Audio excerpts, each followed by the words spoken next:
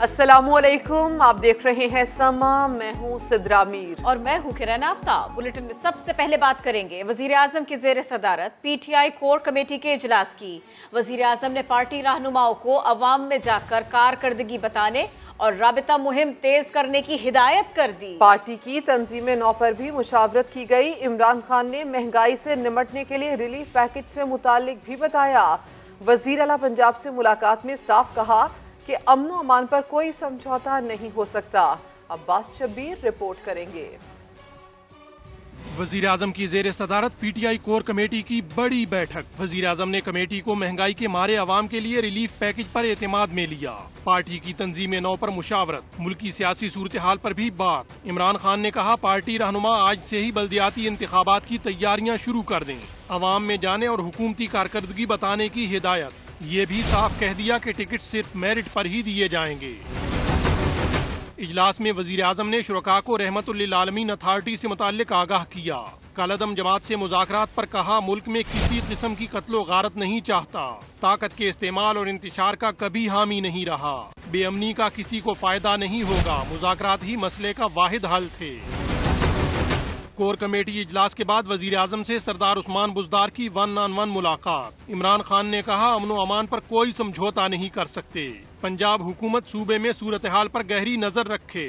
वजीर आला उस्मान बुज़दार ने कलअदम जमात के एहतजाज से सूबे में इमलाक को पहुँचने वाले नुकसान पर ब्रीफिंग भी दी।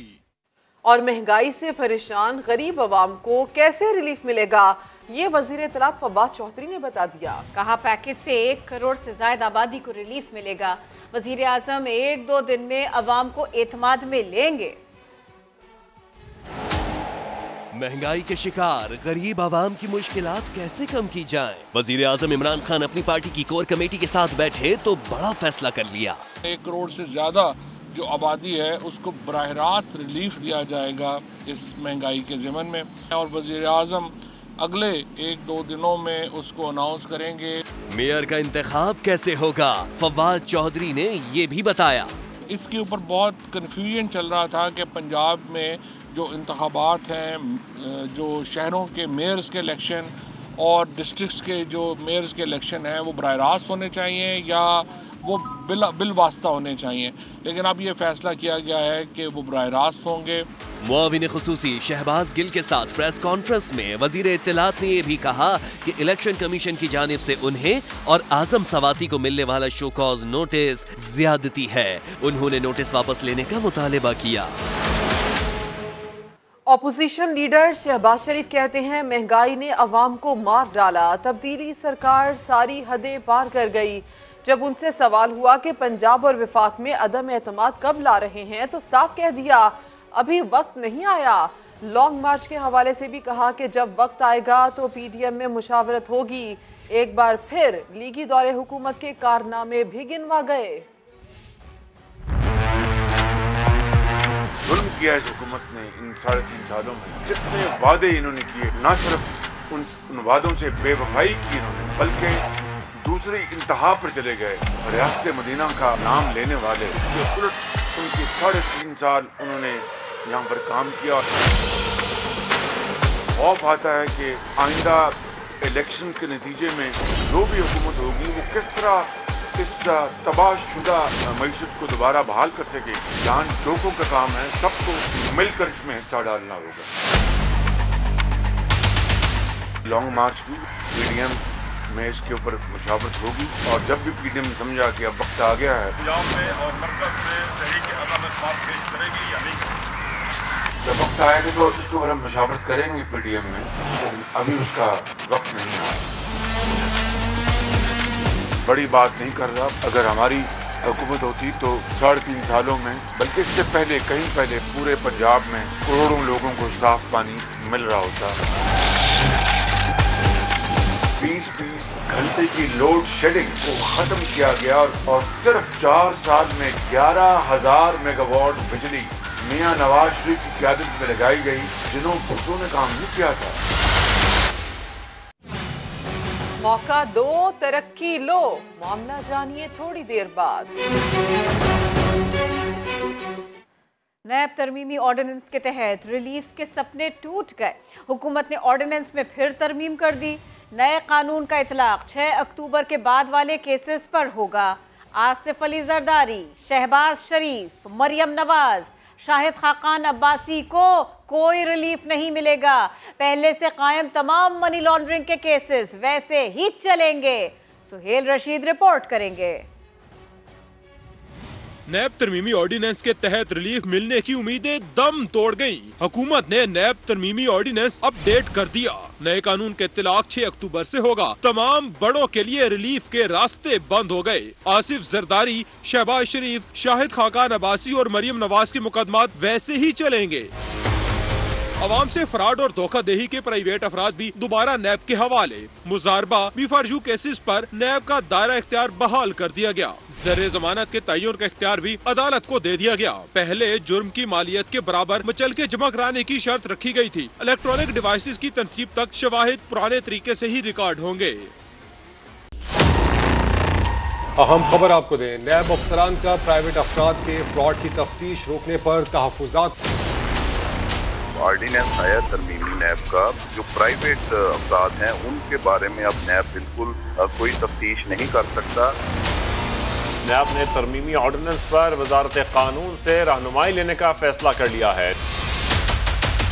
उस तब्दील की ही तब्दील हो रही है कि चेयरमैन ऑफिस जो है वो डीजी को कह रहा है कि आप नए ऑर्डिनेंस पर अपने कमेंट्स हमें भेजें। वफाकी हुकूमत का नैब तरमीमी ऑर्डिनेंस में मजीद तरामीम का फैसला। ये फैसला किया गया है कि जो नैब तरमीमी नया ऑर्डिनेंस आएगा, चीटिंग पब्लिक एट लार्ज है, उसको वापस नैब कैबिनेट में लाया जाएगा। वफाकी हुकूमत ने नए तरमीमी ऑर्डिनेंस में चेयरमैन नैब को एनआरओ दे दिया। सुप्रीम जुडिशल काउंसिल अब चेयरमैन नैब के खिलाफ कोई कार्रवाई करने की मजाज नहीं रही। नैब ऑर्डिनेंस में दोबारा तरमीम कर दी गई। हम अपनी क्रेडिबिलिटी बरकरार रखे हुए है। आज जो है ये ऑर्डिनेंस नया जारी हो गया और दोबारा जो है वो नैब का तैयार हो गया है। और वफाकी हुकूमत का चेयरमैन नैब को खामोशी से एनआरओ ओहदे से हटाने के लिए सुप्रीम जुडिशल काउंसिल का किरदार खत्म कर दिया। जस्टिस रिटायर्ड जावेद इकबाल को दिए गए एनआरओ की तफसीलात बता रहे हैं जुल्करनैन इकबाल। वफाकी हुकूमत का चेयरमैन नैब को ओहदे से हटाने के मामले पर बड़ा U turn. Justice retired Javed Iqbal को बड़ा एनआरओ दे दिया। ओहदे से हटाने के लिए सुप्रीम जुडिशल काउंसिल का किरदार खत्म। सुप्रीम जुडिशल काउंसिल में चेयरमैन नैब के खिलाफ मुबैना वीडियो स्कैंडल रेफरेंस जेरे समात है। रेफरेंस पर कार्रवाई कौन सा फोरम कर सकता है? काउंसिल ने अटॉर्नी जनरल से वजाहत मांगी तो 6 अक्टूबर को जारी होने वाले ऑर्डिनेंस में कार्रवाई का इख्तियार सुप्रीम जुडिशल काउंसिल को दिया गया था, जो 31 अक्टूबर को जारी होने वाले तरमीमी ऑर्डिनेंस में वापस ले लिया गया है, जिसके बाद सुप्रीम जुडिशल काउंसिल में जेरे इल्तवा रेफरेंस गैर मौसर हो जाएगा। नए ऑर्डिनेंस के तहत सदर मुमलिका चेयरमैन नैब को इन्हीं असूलों पर हटा तो सकते हैं जो सुप्रीम कोर्ट के जज के लिए हैं। तहम इंक्वायरी कौन सा फोरम करेगा, ये सवाल अभी भी जवाब तलब है। जुल्करनैन इकबाल, समा, इस्लामाबाद। वज़ीर आला सिंध का कहना है पीटीआई हुकूमत को गवर्नेंस आती ही नहीं, हवाओं का रुख बदल रहा है। कराची में पीटीआई वालों की जमानतें जब्त होंगी। मुराद अली शाह ने कहा, पहले ही कहा था वो बस क्रिकेट टीम ही अच्छी चला सकते हैं, हमारी हुकूमत आई तो इमरान खान को क्रिकेट बोर्ड में ही ओहदा देंगे। इस हुकूमत को गवर्नेंस नहीं आती, लेकिन हम जो भी आईनी तरीका है उसके तहत चल के आगे बढ़ना चाहते हैं। मैं कह रहा हूँ पूरी जिम्मेदारी सिंह हुकूमत पे डाल दे, वफाक भी हमारे हवाले कर दे। वैसे बैकडोर से नहीं आना होता। इंशाल्लाह ताला इस मुल्क के लोग हमें वो पूरी जिम्मेदारी देंगे पाकिस्तान पीपुल्स पार्टी को, और तभी इस नाअहल नाकाम सेलेक्टेड हुकूमत से छुटकारा मिलेगा। जो लोग कहते हैं कि जी उन्होंने सबसे बड़ी कराची की जमात बन गए थे, जरा लोगों की हालत देखें क्या है और लोगों के जज्बात देखें। और ये हवाओं के रुख जो है ना बिल्कुल बदल चुके हैं। कुछ जो 2-4% लोगों ने वोट दिए थे वो लोग भी अब मुनाफिक हो गए हैं, और इंशाल्लाह ताला आप देखेंगे कि पीटीआई के लोग अपनी जमानतें जब्त कराएंगे जब भी इस मुल्क में लगे। तो मैंने बहुत पहले कहा था कि इनके लिए आइडियल जॉब जो है वो पाकिस्तान क्रिकेट बोर्ड की चीफ एग्जीक्यूटिव बनना है। खारिजा पॉलिसी बुरी तरह नाकाम हो गई। नया पाकिस्तान रौना ख्वाब बन गया। मुस्लिम लीग नून के रहनुमा एहसन इकबाल की हैदराबाद से वफाकी हुकूमत पर लफ्जी गोलाबारी। कहा, सिंध के अवाम ने नून लीग को मौका दे, सिंध को भी पंजाब की तरह तरक्की की राह पर लाएंगे। आज नया पाकिस्तान डरौना ख्वाब बन चुका है, और सिंध के अंदर भी मुस्लिम लीग नून ये ऐलान करना चाहती है कि हम अगले इंतखाब के अंदर सिंध की सियासत में भरपूर किरदार अदा करेंगे और सिंध के अवाम को वैसी तरक्की से रोशनास कराएंगे जैसी पंजाब में हमने करके दिखाई है। एक दफ़ा मुस्लिम लीग नून को आजमा के देखें। हम चाहते हैं कि सिंध के नौजवानों का मुकद्दर बदलें। आगे जानिए क्या महंगा क्या सस्ता। IMF के साथ मामला तय पा गए, मुआहिदा 1-2 रोज में हो जाएगा। मुशीर खजाना शौकत तरीन कहते हैं स्टेट बैंक से मुताल्लिक कानून के लिए आईनी तरमीम की ज़रूरत है, जिसके लिए हमारे पास 2/3 अक्सरियत नहीं। FBR और नेशनल बैंक के बाद मजीद साइबर हमलों का खदशा उन्होंने जाहिर किया। कहा दुश्मन मुल्क हमारे पड़ोस में बैठा है।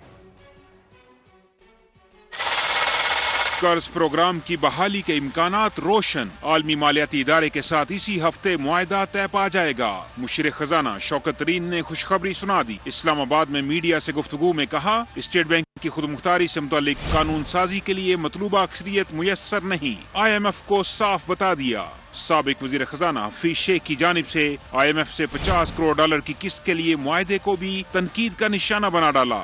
तय हो चुके हैं यार, एक मसला है बस, उसके ऊपर लीगल ओपिनियन हो रही है आपस में उनकी और हमारे। बस पुराना जो उन्होंने एग्रीमेंट किया था उसके कुछ शिकें ऐसी हैं जिसके बीच में कि कॉन्स्टिट्यूशनल अमेंडमेंट की ज़रूरत पड़ेगी, तो वो हो नहीं सकती ना, हमारे पास तो 2/3 मेजॉरिटी नहीं है।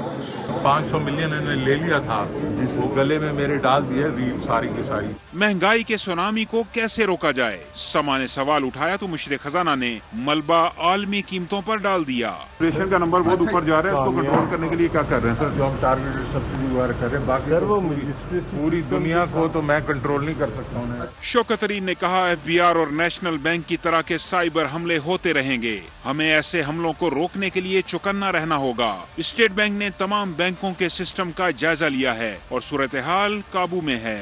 शकील अहमद, समा, इस्लामाबाद। और पाकिस्तान स्टॉक एक्सचेंज के लिए ओल्ड इज गोल्ड। पुराना सिस्टम बहाल होते ही शेयर्स की खरीदो फरोख्त में इजाफा हो गया। डॉलर 4 रोज में 4 रुपए सस्ता हो गया। सैयद रिजवान आलम की रिपोर्ट। पाकिस्तान स्टॉक एक्सचेंज में पीर को 761 पॉइंट्स की नुमाया तेजी रिकॉर्ड की गई। कारोबार के इख्तिताम पर 100 इंडेक्स 46,946 पॉइंट्स पर बंद हुआ। कारोबारी हजम भी बेहतर हुआ। मार्केट में 43 करोड़ शेयर्स के सौदे हुए। तो आपका पुराना सॉफ्टवेयर वापस आ गया। जो लोगों को खदशात से ट्रेड कन्फर्मेशन नहीं हो रही थी, इसकी वजह से काम रुक रहा था, तो आपने देखा मार्केट में आज वॉल्यूम्स भी ज़्यादा थे। दूसरा ये कि TLP की जो आपकी खबर आई ये पॉजिटिव थी, उसको मार्केट ने पॉजिटिव लिया। प्लस IMF का आपका ऑलमोस्ट ट्रिगर करने जा रहा है, वो भी एक पॉजिटिव न्यूज़ है। तो सारी चीज़ें पॉजिटिव जो इम्पैक्ट्स थे मार्केट ने आज लिए। इधर रवा हफ्ते के आगाज पर भी करेंसी मार्केट में अमरीकी डॉलर की कदर में कमी का सिलसिला जारी रहा। इंटरबैंक में अमरीकी डॉलर मजीद 36 पैसे की कमी से 171 रुपए 29 पैसे पर बंद हुआ। इसी तरह ओपन मार्केट में भी डॉलर 50 पैसे सस्ता होकर 171 रुपए पर आ गया। माहिरीन के मुताबिक TLP और IMF से डील समेत कई अच्छी खबरों के बाइस मार्केट में तेजी मुतवक्का थी, जबकि मामला बेहतर होने से रुपए की कदर में भी बेहतरी देखी जा रही है। कैमरामैन राशिद इशरत के साथ सैयद रिजवान आलम, समा, कराची। मुल्क भर में महंगाई की आंधी जोर पकड़ती जा रही है, शिद्दत इख्तियार करती जा रही है। अक्टूबर में माहाना शराब 1.9% इजाफे से 4 माह की रिकॉर्ड सतह 9.2% तक जा पहुंची है। इदारा शुमारियात के मुताबिक 1 साल के दौरान घी 106 रुपए फी किलो महंगा हुआ और इसकी कीमत 247 से 353 रुपए तक पहुंच गई। आटे के दाम, आटे के निर्ख, इसकी भी बात आपको बता दें, ये 13% बढ़े। 20 किलो थैले की औसत कीमत 1034 से बढ़कर 1200 से 1500 रुपए रिकॉर्ड की गई। चीनी की औसत कीमत 99 रुपए से बढ़कर 130 रुपए हो गई, जबकि कुछ शहरों में 120 रुपए तक ये जा पहुंची। अंडे का तस्करा भी कर लेते हैं। फी दर्जन अंडे 11.5 रुपए इजाफे के साथ 172 में फरोख्त हुए। जिंदा ब्रायलर मुर्गी 35% महंगी हुई और इसकी कीमत 184 से 257 रुपए किलो रिकॉर्ड की गई। और पेट्रोल गुज़िश्ता साल अक्टूबर के मुकाबले में 28.5 रुपए लीटर महंगा हुआ और कीमत 105 रुपए से बढ़कर 1 अक्टूबर को 133 रुपए हो गई। डीजल के दाम ये भी जान लीजिए जनाब, डीजल 24 रुपए इजाफे से 129 रुपए लीटर से तजावुज कर गया, जबकि बिजली की कीमत में गुज़िश्ता बरस के मुकाबले में 38% इजाफा रिकॉर्ड किया गया। और यही नहीं, सर्दी शुरू होते ही ओगरा ने अवाम को महंगाई के नए बोझ तले दबा दिया। एलपीजी 13 रुपए फी किलो महंगी कर दी। 6 माह के दौरान एलपीजी की कीमतों में 63% इजाफा रिकॉर्ड किया गया।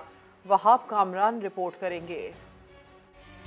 कड़ाके की सर्दी अभी बाकी। एलपीजी की कीमत में मुसलसल इजाफे ने शहरियों के कड़ाके निकाल दिए। ओगरा ने एलपीजी की कीमत में मजीद 13 रुपए इजाफा कर दिया। फी किलो कीमत 216 रुपए तक पहुंच गई। नोटिफिकेशन के मुताबिक नए निर्ख के बाद घरेलू सिलेंडर 156 जबकि कमर्शियल सिलेंडर 599 रुपए महंगा हो गया। घरेलू सिलेंडर 2403 से बढ़कर बुलंद तरीन सतह 2559 रुपए तक जा पहुंचा। कमर्शियल सिलेंडर 9248 के बजाय 9847 रुपए में दस्तयाब होगा। शहरी महंगाई के नए वार पर सख्त बरहम, हुकूमत से कीमत कम करने का मुतालबा।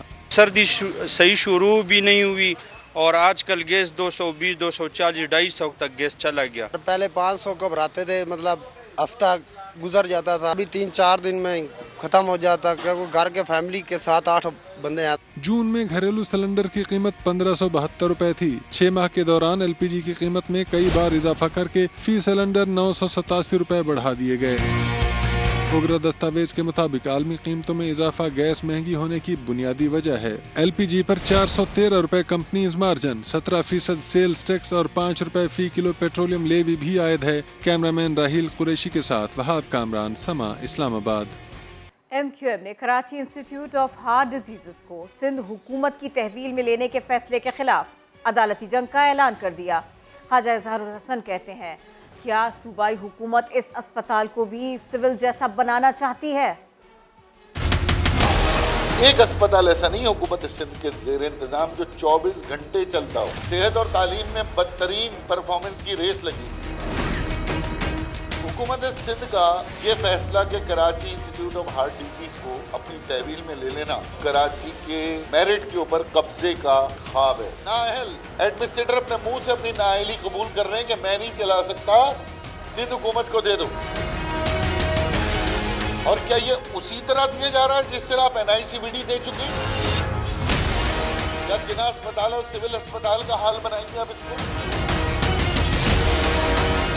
NICVD अब तो प्राइवेट हॉस्पिटल बन चुका है। ओजे कैमरे साहब के भाई हैं नदीम कमर साहब, वो मीडिया पे कह चुके हैं कि हाँ जी हम प्राइवेट प्रैक्टिस करते हैं। यहाँ कोई एक अस्पताल तो दिखा दो जहाँ जीने और मरने की सहूलत हो, तो भैया ले लेना।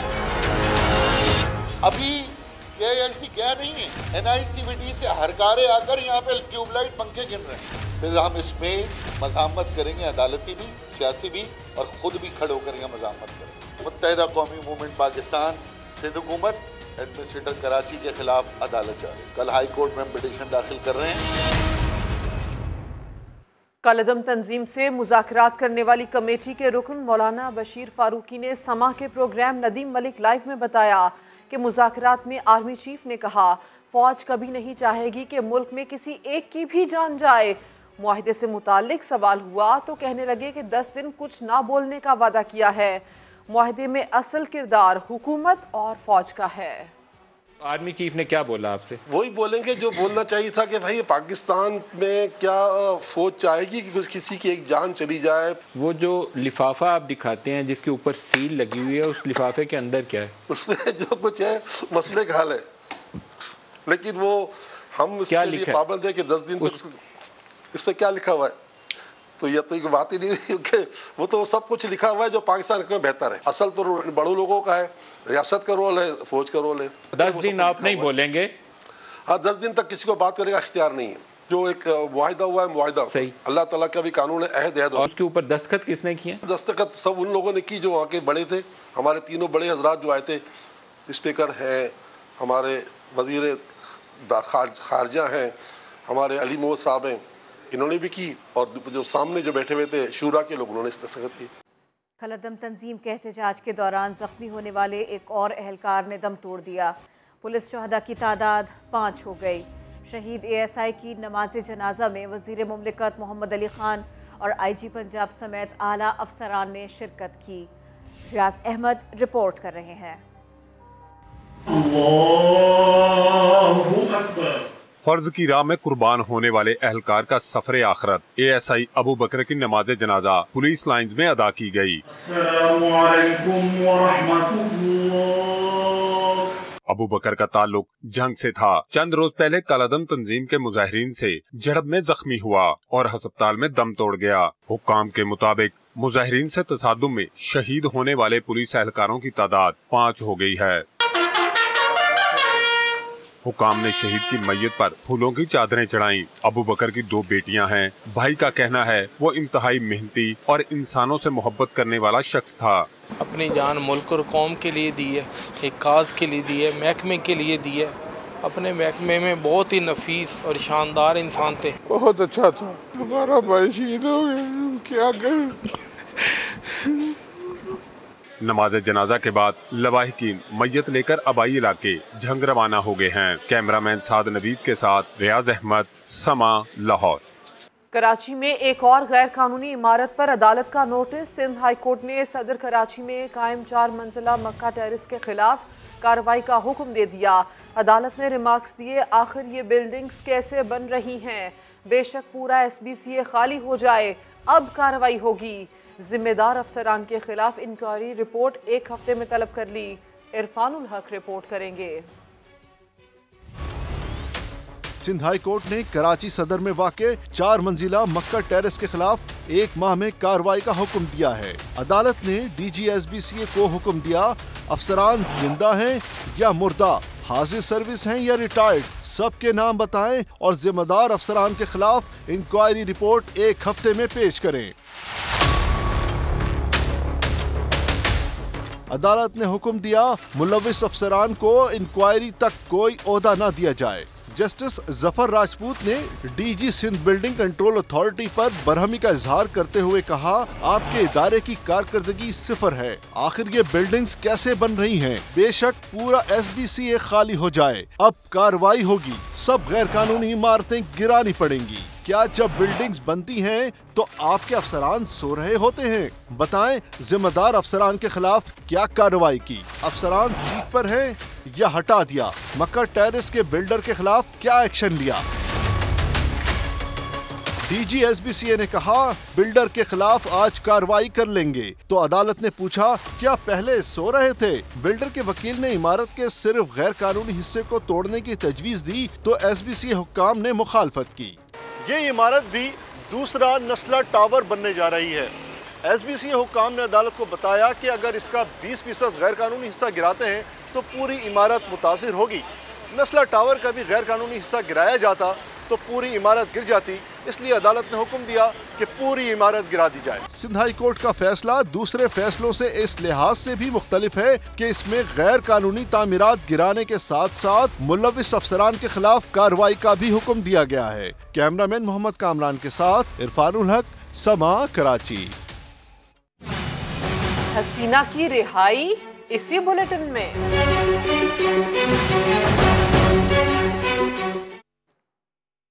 अदालती हुक्म पर नस्ला टावर को गिराने के लिए जिले इंतजामिया किसी नतीजे पर नहीं पहुंच सकी। डिप्टी कमिश्नर जिला शर्की की ज़ेर सदारत इजलास में 5 कंपनीज की पेशकशों का जायजा लिया गया।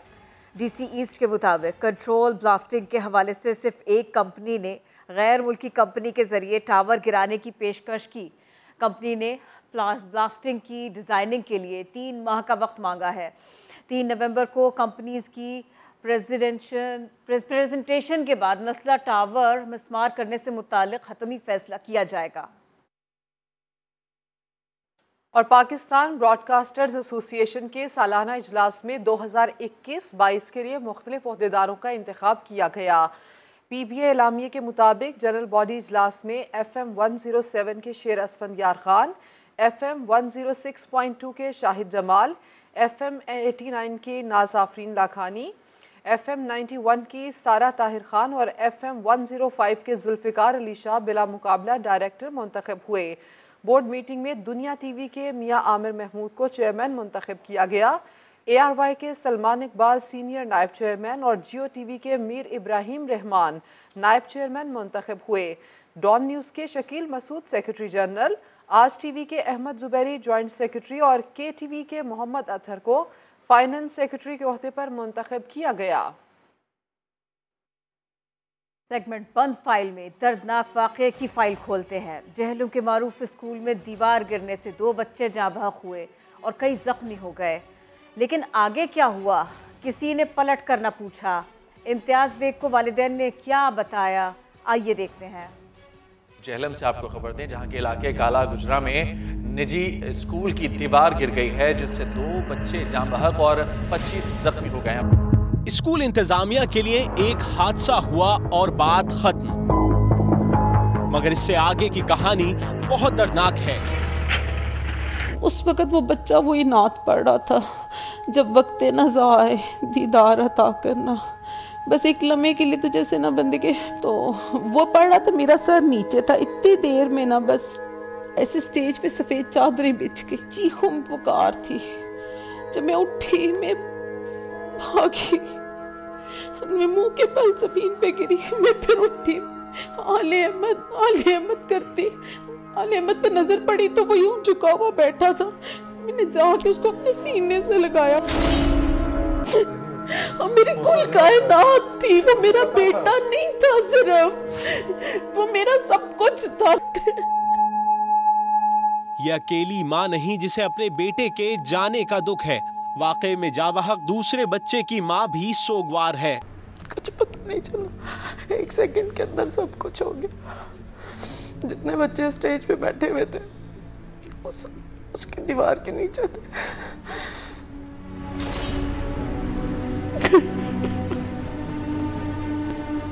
इस हादसे में 25 अफराद जख्मी हुए, बेशतर बच्चों को फ्रैक्चर हुए। 4 अफराद की कमर टूटी, जिनमें से 2 अब तक जेर इलाज हैं। सबने इलाज भी अपने पैसों से कराया या फिर सरकारी अस्पताल से। एक मैंने हाई प्रोफाइल कमेटी भी बनाई है। स्कूल मैंने टिल फर्दर ऑर्डर में बंद कर दिया हुआ है। मैंने कहा जब तक ये नहीं होता, इसका इंक्वायरी का फैसला नहीं होता, उस वक्त ये स्कूल बंद है। सानेहे को 10 रोज गुजर गए, लेकिन इंक्वायरी ताहाल मुकम्मल ना हो सकी। स्कूल की रजिस्ट्रेशन कैंसिल हुई, ना ही वाक़े के जिम्मेदारान का तायुन हो सका। इम्तियाज बेग, समा, जहलम। कराची के इलाके गुलशन इकबाल में डाकुओं ने घर की दहलीज पर खातून से तलाई जेवरात छीन लिए। वारदात के दौरान खातून पर तशद्दुद भी किया गया।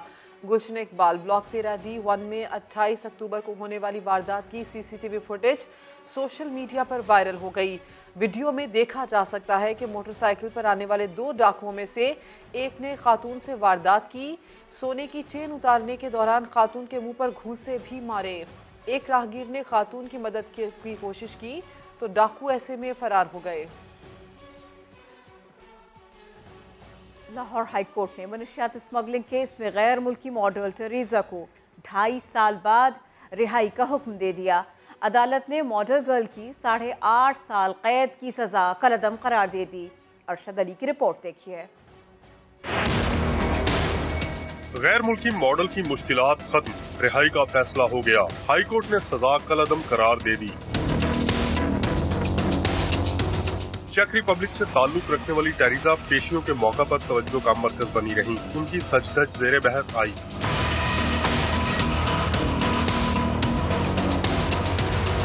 जस्टिस अली बाकर नजफी की सरबराही में 2 रुकनी बेंच ने फैसला सुनाया। टेरिजा के वकील ने मौक़िफ़ इख्तियार किया कि वो बेकसूर है। गिरफ्तारी के वक्त कानूनी तरीकाकार नजरअंदाज किया गया। टेरिजा को लाहौर एयरपोर्ट से दिसंबर 2017 में गिरफ्तार किया गया। सेशन अदालत ने अप्रैल 2019 में कैद की सजा सुनाई।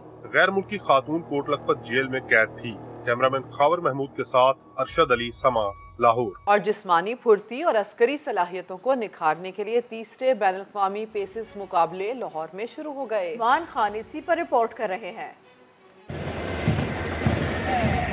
तीसरे बैनुल-अक़वामी पेसिस मुकाबलों के आगाज का बिगल बज गया। लाहौर के फोर्ट्रेस स्टेडियम में रंगारंग तकरीब सजी। ISPR के मुताबिक पाकिस्तान, इराक, उर्दन, फलस्तीन, श्रीलंका, UAE और उज़्बेकिस्तान की टीमें मुकाबलों में हिस्सा ले रही हैं। मिस्र, इंडोनेशिया, जापान और म्यांमार बतौर मुबस्सिर शरीक।